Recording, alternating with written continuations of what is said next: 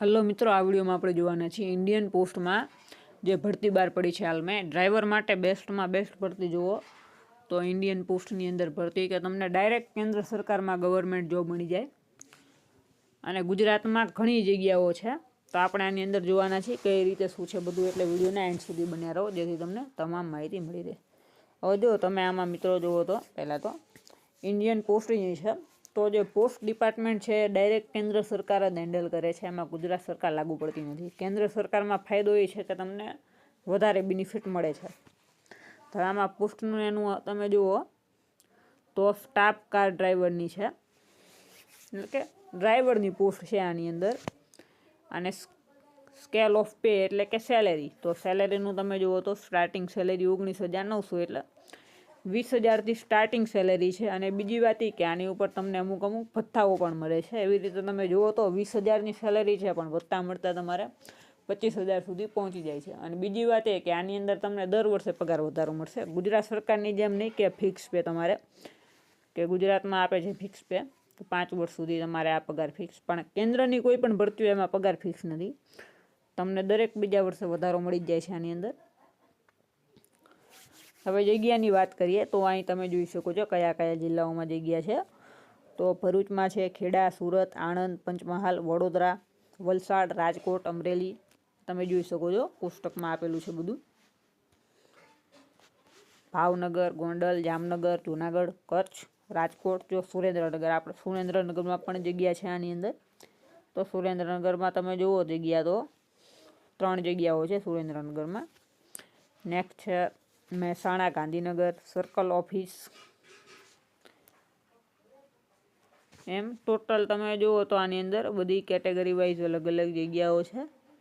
તમે આમાં જોઈ શકો છો કે જનરલની 48 છે, 30 જગ્યાઓ તમે આની અંદર જુઓ તો જનરલની છે. EWS માટે 4 જગ્યાઓ છે. આ બધી કેટેગરી વાઇઝ જગ્યાઓ છે. આ કોષ્ટકનો તમે સ્ક્રીનશોટ લેવો હોય તો લઈ શકો છો, કે દરેક જિલ્લા વાઇઝ આમાં આપેલું છે કે મોટાભાગના જિલ્લાઓમાં જગ્યાઓ છે. ખાલી અમુક જ જિલ્લામાં જગ્યા છે નહીં ગુજરાતમાં, બાકી મોસ્ટ ઓફમાં છે. અને બીજું એ કેન્દ્ર સરકારની ગવર્મેન્ટ જોબ છે અને એક્ઝામ એટલી હાર્ડ હોતી નથી. એક્ઝામ એકદમ સહેલી એક્ઝામ હોય છે આની અંદર. નેક્સ્ટ તમે એજ લિમિટનું આની અંદર જુઓ તો 18થી 27 વર્ષ આપેલ છે. ઓછામાં ઓછા 18 વર્ષ પૂરા હોવા જોઈએ, વધુમાં વધુ 27 વર્ષ. હવે ઉંમર મર્યાદામાં છૂટછાટ જુઓ તો OBCમાં 3 વર્ષની મળે છે અને SC/STમાં 5 વર્ષની છૂટ મળે છે. બીજી વાત કે એજ્યુકેશન ક્વોલિફિકેશનની જુઓ તો આમાં શું ભણેલા જોઈએ કે તો ઓછામાં ઓછું 10 પાસ હોવા જોઈએ. બીજી વાત એ કે તમારી પાસે હેવી મોટર વ્હીકલનું લાઇસન્સ હોવું જોઈએ અને ટ્રાફિકના એના નિયમો એવું બધું તમને ખબર હોવી જોઈએ. મેઇન આટલું છે, બીજું કાંઈ નથી. 10 પાસ હોવા જોઈએ અને હેવી મોટર વ્હીકલનું તમારી પાસે લાઇસન્સ હોવું જોઈએ. બાકી બીજું કંઈ છે નહીં. આટલું તમે લાયકાત ધરાવો છો તો તમે ફોર્મ ભરી શકો છો. અને ફોર્મ ભર્યા પછી શું આવશે કે પરીક્ષા આવશે. આ પરીક્ષામાં 3 એક્ઝામ આવશે. 2 એક્ઝામ જે આવશે એ તમારે લેખિત MCQની આવશે, 80 માર્કની હશે, જેમાં જનરલ જ હશે બધું, કે રિઝનિંગ હશે, ગણિત હશે અને જનરલ નોલેજને એવું. અને અમુક ઇંગ્લિશ લેંગ્વેજનું ગ્રામરનું એનું આવશે. ઇંગ્લિશ, હિન્દી, ગુજરાતી 3 ભાષાનું આવશે થોડું ઘણું, પણ એ સિમ્પલ હોય બધું, વ્યાકરણનું ને એવું જ આવશે. એટલે આમ તમે જુઓ તો 80 માર્કના 2 પેપર આવશે કે જેમાં 80 પ્રશ્નો હશે. અને એક પેપરનો ટાઈમ તમે જુઓ તો 80 માર્કનો ટાઈમ જુઓ તો 1.5 કલાકનો ટાઈમ મળશે. એવી રીતે બીજું પેપર આવશે 80 માર્કનું, 80 MCQ હશે, બધા વિકલ્પો જ હશે અને એમાં પણ તમને 1.5 કલાકનો ટાઈમ મળી રહેવાનો છે. અને છેલ્લે એક તમારી પ્રેક્ટિકલ એક્ઝામ આવશે. પ્રેક્ટિકલમાં તમારે જે ટ્રાફિકના રૂલ્સની હોય અને અમુક તમને નોર્મલ પૂછી શકે, કે ઇંગ્લિશનો અમુક પ્રશ્ન પૂછે કે પછી કોઈ જનરલ નોલેજનું પૂછે.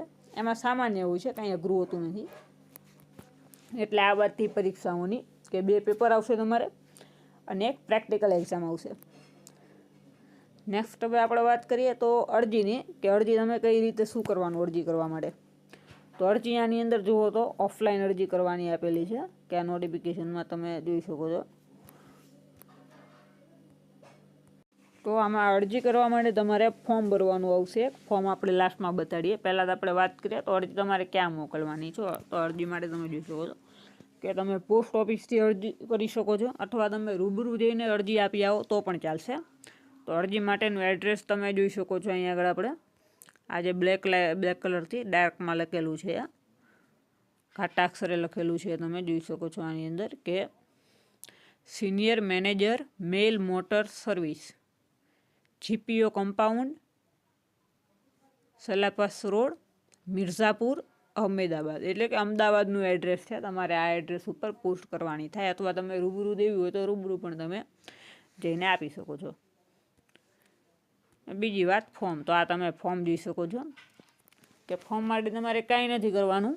માત્ર ગૂગલમાં તમે લખશો કે Gujarat Indian post driver recruitment અથવા ગુજરાતમાં પોસ્ટ ઓફિસમાં ડ્રાઈવરની ભરતી, તેના વિશેની માહિતી આવશે. એમાં તમને આ ફોર્મ પણ મળી ગયા છે. તો આ ફોર્મ તમારે ડાઉનલોડ કરીને આની ઝેરોક્સ કઢાવીને આમાં ફોર્મ ભરી દેવાનું રહેશે. આ તમે જોઈ શકો છો.